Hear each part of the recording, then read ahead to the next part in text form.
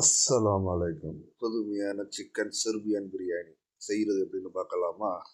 1 kilo cut பண்ண chicken எடுத்துக்கிறேங்க. அதில் lemon juice, salt, மஞ்சப்பொடி,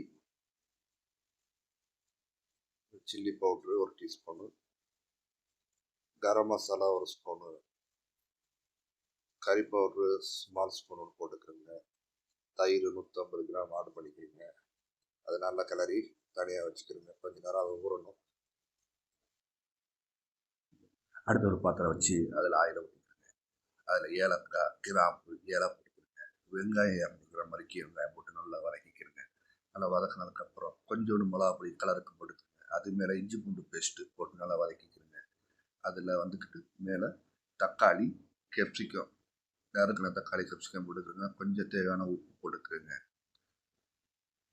இது தக்காளி கேப்சிகம் நல்லா வதங்கினதுக்கப்புறம் புதினாவும் மல்லி இலையும் போட்டு வைக்கிறேங்க.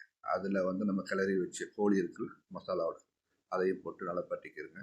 பட்டிட்டு தண்ணி கொஞ்சம் ஊற்றினா போதும். ஒரு 100 எம்எல்லேருந்து 150 எம்எல்க்குள்ளே இருந்தால் போதும். அதை லைட்டாக கொதிக்க விடுங்க ஒரு 10 நிமிஷம். அதுக்கப்புறம் தனியாக ஒரு பாத்திரத்தில் தண்ணி வைங்க அரிசிக்கு. அதில் உப்பு, ஏலக்காய், மல்லி, புதினா கொஞ்சம் போட்டு கொதிக்க விட்டுருங்க. இப்போ அந்த மசாலாவில் உருளைக்கிழங்கு கட் பண்ணி வச்ச உருளைக்கிழங்கு போட்டுக்கிறேங்க.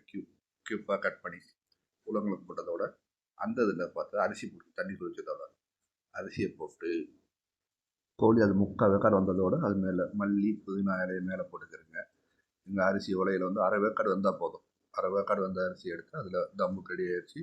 அப்போ அதை கறிக்கு மேலே போட்டுக்கிறேங்க. கொஞ்சம் கொஞ்சமாக போட்டுக்கிட்டு ஃபுல்லாக போட்டுக்கிட்டு மேலே நெய் 50 எம்எல் நெய்யை ஊற்றிட்டு இப்போ தம் போட்டுருங்க. ஒரு மிதமான சூட்டில் வச்சுட்டு ஒரு 15 to 20 நிமிஷம் வச்சாலே போதும். ஒரு தம் ஆயிரும். சுவையான செர்பியன் பிரியாணி ரெடி ஆகிடுச்சு. சாப்பிட்டு பார்த்துட்டு சொல்லுங்கள். இந்த செர்பியன் சிக்கன் பிரியாணி சாப்பிட்டு பார்த்துட்டு எப்படி இருந்துச்சுன்னு கமெண்ட்டில் சொல்லுங்கள். நம்ம யூடியூப் சேனல் இப்போ தான் ஆரம்பிச்சிருக்கோம். நீங்கள் மறக்காமல் சப்ஸ்கிரைப் செஞ்சு ஆதரவு தாங்க. உங்கள் ஃப்ரெண்ட்ஸுகளுக்கும் ஷேர் செஞ்சு விடுங்க. ஓகே, பாய். அஸ்ஸலாமு அலைக்கும்.